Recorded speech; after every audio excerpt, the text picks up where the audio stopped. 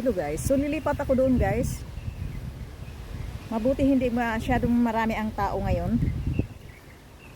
So lilipat ako doon para ibang view naman. So ipatalikod ko itong camera para yun ang i-focus ko yung mga natures. Yan si mahilig talaga ako magkukuha ng mga video. Yan ang hilig ko guys. Simple lang ang kaligayahan. Hindi kailangan gumastos. So napakaganda dito guys.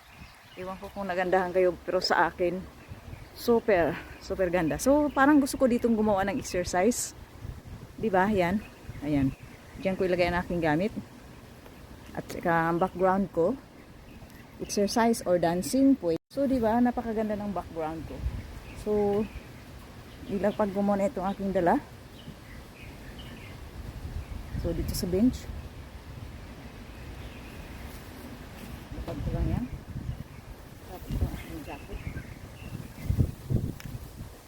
May marami akong pang reserve. So tutuloy ko lang ang ating pag-upload. Ay hindi ko damihan. So mag-dancing ako dito. Hindi ko nito tanggalin guys kasi baka may makita ko na topics ng creator search inside sa exercise. Mag-exercise ako. Nagbe-base muna ako ngayon sa creator search insight. So that is it guys. Thank you so much everyone, and please follow me and subscribe to my YouTube channel. Bye for now. I'll see you on the next video.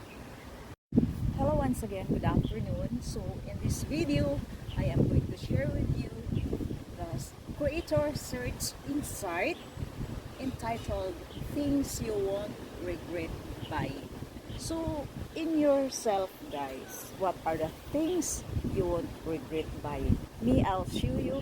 Like this smartwatch, I bought this like 1,790. I know sa mga rich people mura lang to, katulad ng maamo ko, naka-smartwatch din yun sila, pero mas maganda naman tingnan ang itsura ng smartwatch ko sa kanila, sa totoo lang. Kahit mas mura, kung baga mumurahin lang kung sa akin compare sa kanila. Pero hindi ako nagsisisi ng ganito guys, kasi happy ako nito. At itong abubot ko, ano lang to siya, not real gold, non-tarnished lang siya guys, hindi siya kukupas, hindi ka rin ma-allergy. So nabili ko din sa online shop, non-tarnished ito siya guys, kahit yung isa kong ginagamit na heart, hindi yung totoo na gold. Ang totoo lang doon yung sing-sing na nilagay ko doon, kasi ayoko nang suotin yung sing-sing katulad nung nasa pausan ako na nasisira yung sing-sing ko guys nung nag-garden ako, nung pinag-garden ako ng amo ko. Nayupi-yupi talaga yung ganun talaga ang real gold guys, nayupi-yupi talaga siya, nasira. So tinago ko na yun ngayon kasi simula nung nag-garden ako guys, lumaki yung aking yung mga daliri ko, tumaba. Size 6 yun, pero sumikip siya sa aking daliri. So ko muna guys, putulin ko muna kasi may dadaan. So lumipat ako guys ng pwesto. Kasi may mga tao nakatingin sa akin na parang gusto nilang dumaan. Siguro iniisip nila nag-video ako. Or siya, nag-video talaga ako. So lumipat ako para makadaan sila.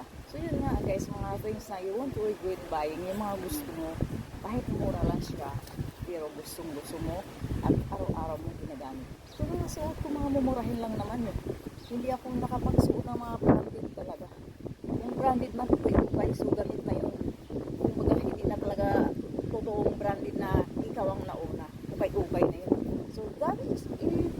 So comments down below, what are the things you won't regret buying? So yun sa akin. Hello everyone, creator search insight when the sky looks pretty. Yeah, it's pretty sky. Look at this. Did you see it? It's pretty.